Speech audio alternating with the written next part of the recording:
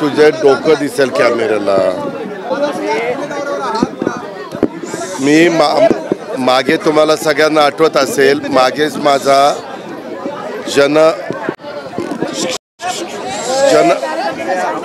जनसंवाद कार्यक्रम आणि परिवार मिलन कार्यक्रम असे मी हडपसर भोसरी आपल्या पिंपरी मतदारसंघात केलेले होते।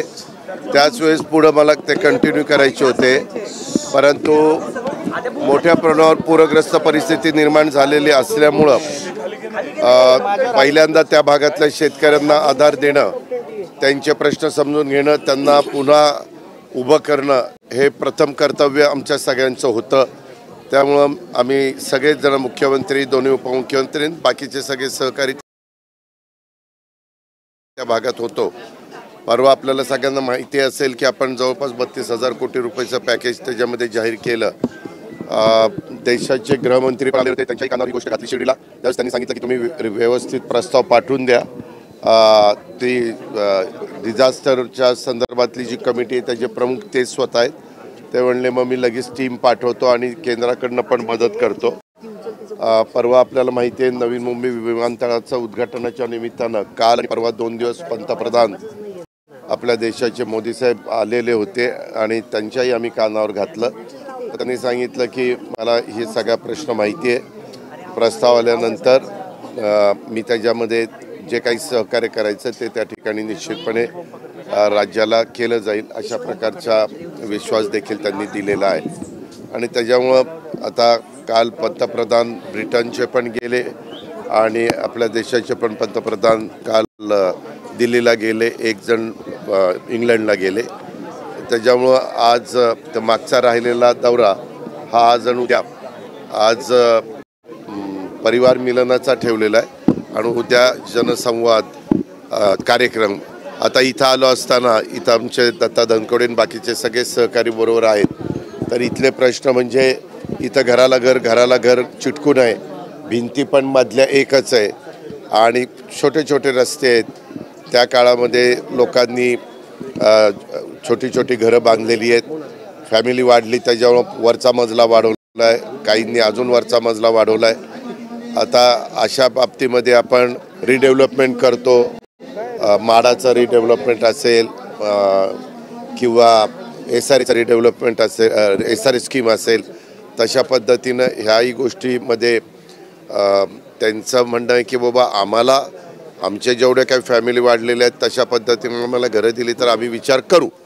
पण इथं ड्रेनेज आणि पिण्याच्या पाण्याच्या संदर्भातल्या समस्या आणि इथला कर तिप्पट जो आलेला आहे त्याबद्दल प्रकर्षाने बहुतेक नागरिकांनी मला सांगितलं।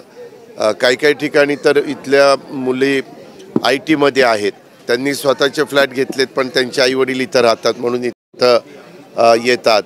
आणि त्यांनी सांगितलं इथं काय होतं आहे, कचऱ्याची विल्हेवाट नीट लागत नाही आणि त्याच्यामुळं घुशींचं प्रमाण वाढतं आहे। घुशी वाढल्या की ड्रेनेजचे लाईन आहे त्याच्या खालची माती भुसभुशीत झाली की तिथं लीक होती आणि लीक झाल्यावर लोकांना त्याचा बराचसा त्रास होतो। साधारण ह्या परिवार मिलनाच्या निमित्तानं अशा पद्धतीनं गरीब मध्यमवर्गीय जो राहतोय त्याच्या पण समस्या लक्षात येतात, कार्यकर्ते पण भेटतात, लाडक्या बहिणी पण भेटतात, वेगवेगळे समाजातले प्रतिनिधी भेटल्यानंतर त्यांचे पण काही प्रश्न हे लक्षामध्ये येतात आणि ऐकणं आणि स्वतः डोळ्यांनी पाहणं याच्यामध्ये फरक आहे। आणि त्याच्यामुळं आम्ही हा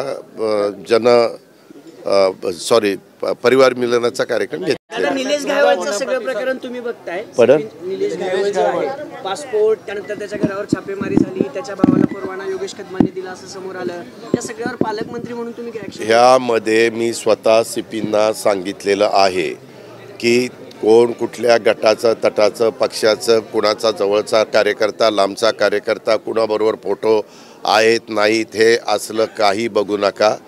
जर तिथं चूक असेल, जर कोणी कायदा हातात घेण्याचा प्रयत्न करत असेल, नियमाला पायमल्ली लावण्याचा प्रयत्न करत असेल तर त्याच्यावर ॲक्शन घ्या।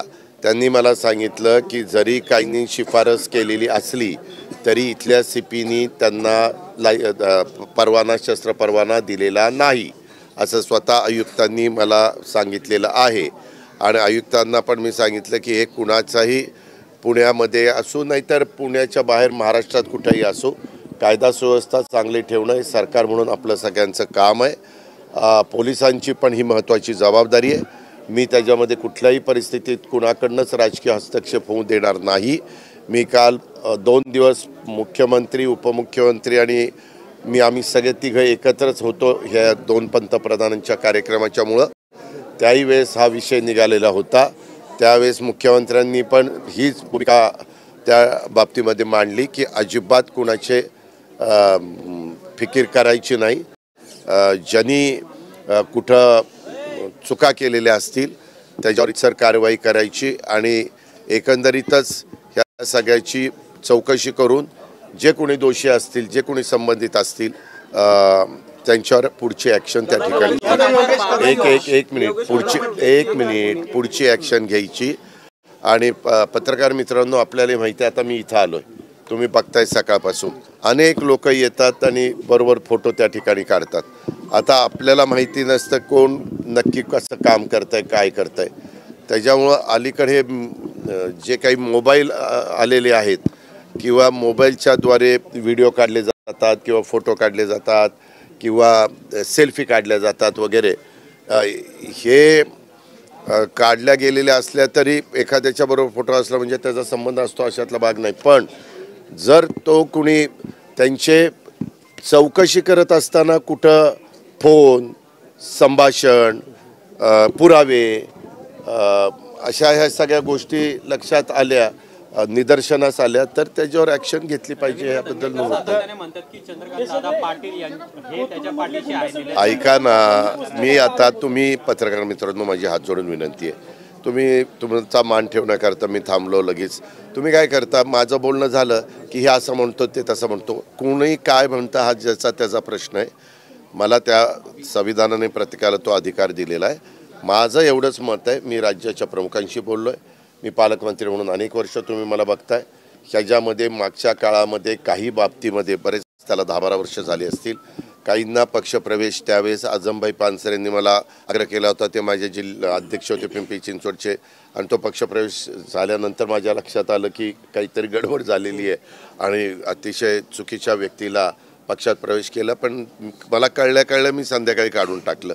त्याच्यामुळं माझा तुम्हालाच प्रत्येकाला स्वभाव माहिती आहे. मी जाहीर भाषणात पण बोलतो, माझ्या कार्यकर्त्यांच्या मेळाव्यात पण बोलतो आणि जेव्हा आम्ही एकत्र सहकारी बसतो तेव्हाही मी सांगतो, बाबांनो, मी तुमच्याकरता माझं सर्वस्व पणाला लावील. तुमच्यावर अन्याय झाला तर, तुम्हाला जर कुणी जाणीवपूर्वक त्रास देण्याचा प्रयत्न केला तर, पण तुम्ही जर त्याच्यामध्ये कुठंतरी तुमचे हात त्याच्यामध्ये हे झालेले असतील, खराब झालेले असतील, तर त्याला काही पाठीशी घालायला आम्ही मोकळे नाहीत आणि आमच्याकडे ते होणार.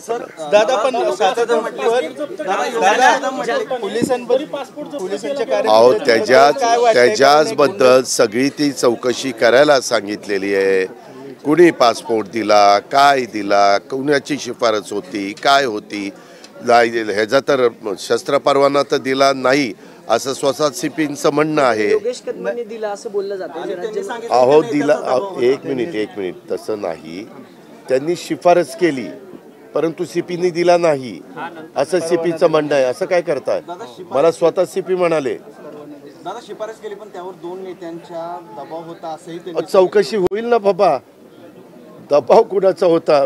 उद्याच्याला कुणी त्या ठिकाणी येतं आणि आपण त्यांना काही करतो. परंतु जरी कोणी शिफारस केलेली असली तर पोलिसांचं शेवटी काम आहे त्याची नीटपणे शहानिशा करणं आणि त्याला शस्त्र परवाना देण्याच्या योग्यतेचा तो आहे का, त्याचं मागचं जे काही पोलीस रेकॉर्ड आहे ते व्यवस्थित आहे का हे बघणं.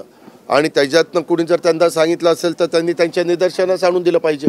आता मी 35 वर्ष राजकीय जीवनात काम करतो, अनेक डिपार्टमेंट सांभाळतो, तुम्ही पण बघितलेलं आहे. परंतु एखाद्या गोष्टीला मी रिमार्क मारला आणि सांगितलं आणि त्याच्यातनं परत फाईलला सचिवाकडे जाते किंवा संबंधित डिपार्टमेंटकडे जाते, त्यावेळेस त्यांनी लक्षात आणून द्यायचं असतं की तुम्ही हे सांगताय परंतु वस्तुस्थिती ही आहे. आणि त्यांनी सांगून देखील आम्ही म्हणलं नाही वस्तुस्थिती ती आहे तरी देखील आपल्याला करायचं. तर तो 100% दोषी आहे.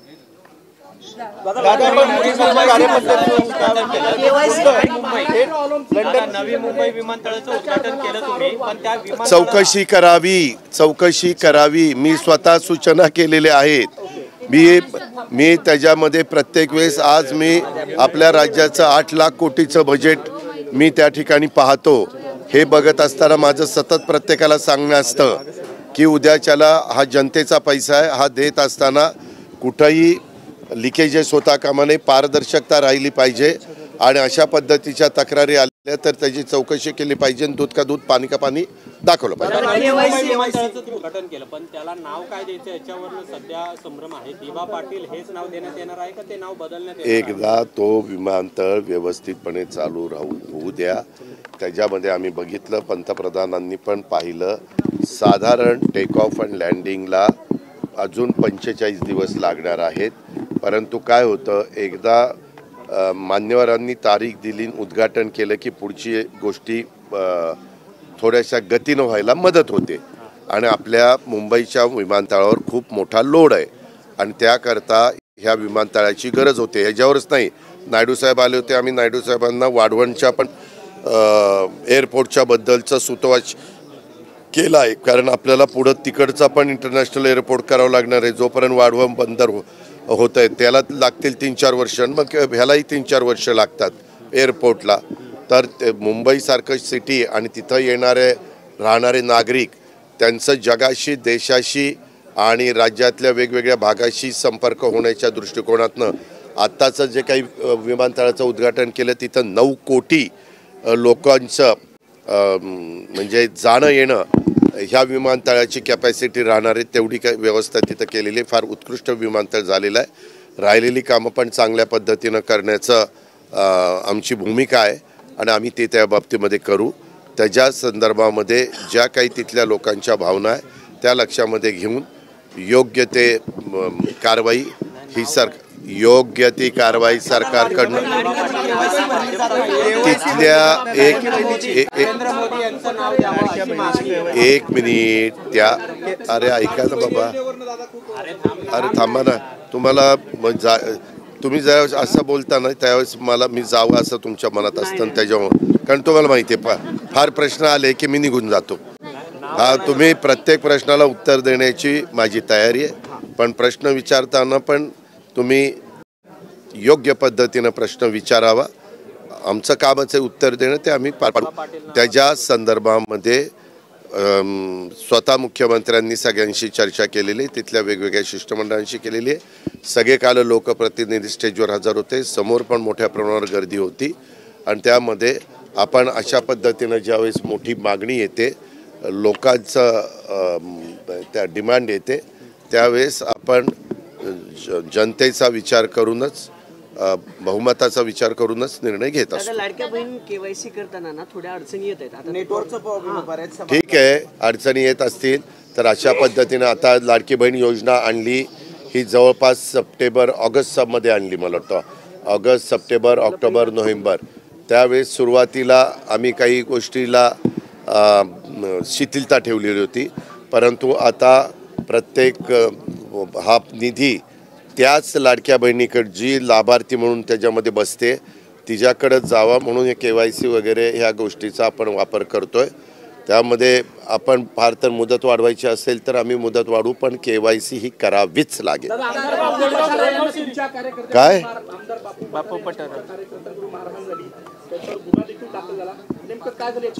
मी CPंना सांगितलं, ज्याची चूक असेल त्याच्यावर ऍक्शन घ्या.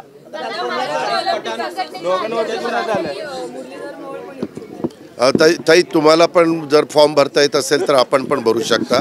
ही लोकशाही आहे, प्रत्येकाला फॉर्म भरण्याचा अधिकार आहे आणि जे तिथले मतदार आहेत ते मतदार त्याबद्दलचा निर्णय घेतील. तुमच्या सत्तेमधले जे मंत्री आहेत नितेश राणे यांच्यावर काल वारिस पठाण बोलताना असं म्हणाले की ते जर 2 पायाने नगरला आले तर स्ट्रेचरवर ते जातील. एक प्रकारे तुला पटतं का? तुला हे पटतं का? एक मिनिट, मी तुम्हाला सांगतो, कुणी कायदा हातात घेण्याची भाषा करू नये. सगळ्यांच्या दृष्टीनं कायदा आणि संविधान आपलं श्रेष्ठ आहे. काही जण वेगवेगळ्या पद्धतीनं स्टेटमेंट करून तसं स्टेटमेंट आल्याशिवाय आमचा मीडिया ते सारखं चॅनलला दाखवत नाही आणि त्यामुळं ही लोक अशी स्टेटमेंट करतात. त्याला माझी तुम्हालाही विनंती आहे, जे अशा पद्धतीनं स्टेटमेंट करतील त्याला तुम्ही जसं काही अतिशय एक ईर्षाल एखादी शिवी हसडली की दाखवत नाही, फुल्या मारता, तशा पद्धतीनं हे जर तुम्ही केलं तर आपल्याला ह्या महाराष्ट्रात शिवशाहू फुले आंबेडकरांच्या महाराष्ट्रामध्ये लोक असलं बोलायचं सोडून देतील अशी माझी पण तुम्हाला ओबीसी मोर्चा आहे. भुजबळ आणि सगळे नेते ओबीसी मोर्चाला हजर राहणार आहेत. आता नागपूरमध्ये होतोय मराठा वर्सेस ओबीसी हा वाद पुन्हा. काही काळजी करू नका, योग्य तो मार्ग काढला जाईल, त्याच्यामध्ये आपण काळजी करू नका. दिवाळी आहे, आनंदाचा शिरा यंदा मिळणार नाहीये का, अशी परिस्थिती निर्माण झाली. हो का, ज्या काही योजना चालू असतात त्या सगळ्याच योजना कायमच्या चालतात अशातला काही भाग नाही. त्या वेळेची परिस्थिती लक्षामध्ये घेऊन काही त्याच्यामध्ये बदल केले जातात.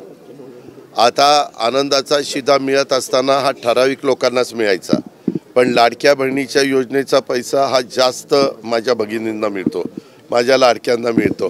त्याच्यामुळं आपल्या ह्या बाबतीत आम्ही विचारपूर्वक शेवटी सगळ्या चांगल्या योजनेच्या बाबतीत आमचं महायुतीचं सरकार सकारात्मक आहे.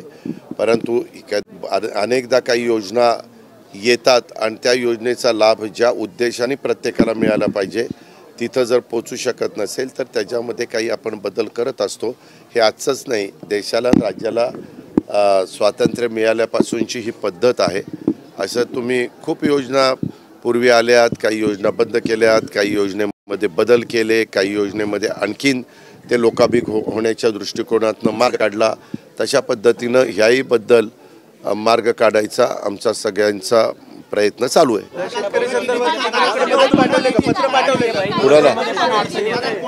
कुणाला अहो त्याच्या संदर्भात जोपर्यंत आपल्या ज्या भागामध्ये अतिवृष्टी झाली, विशेषतः मराठवाडा, आपल्या इकडचा सोलापूर, तिकडं जळगाव वगैरे, पालघर कोकणातलं किंवा विदर्भातले काही, तिथं ह्या सगळ्याच्या बाबतीमधले सगळे पंचनामे आणि सगळे पूल किंवा रस्ते किंवा काय हे सगळे यायला थोडासा वेळ लागतोय. जे 32,000 कोटीचं पॅकेज जाहीर केलेलं आहे ते दिवाळीच्या आत त्यांना DBTवर कसे पैसे देता येतील ह्याबद्दलचा प्रयत्न चालू आहे. आणि काल चीफ सेक्रेटरी पण आमच्याबरोबर होते की तुम्ही सगळ्या कलेक्टरांशी बोलून ताबडतोब ते सगळा जी काही माहिती आहे ती गोळा करा. कारण एकदा तुम्ही प्रस्ताव पाठवला, परत दुसरा प्रस्ताव तुम्हाला पाठवता येत नाही आमचं पाठीमागचं जे पाठवलं त्याच्यात ही चूक राहिली, ती चूक राहिली, त्याच्यावर थोडासा विलंब लागतो. पण तुम्ही पाहिलं असेल तिथं अमितभाई पण म्हणाले की तुम्हाला मी मदत करीन आणि काल आम्ही पंतप्रधानांना पण विनंती केली.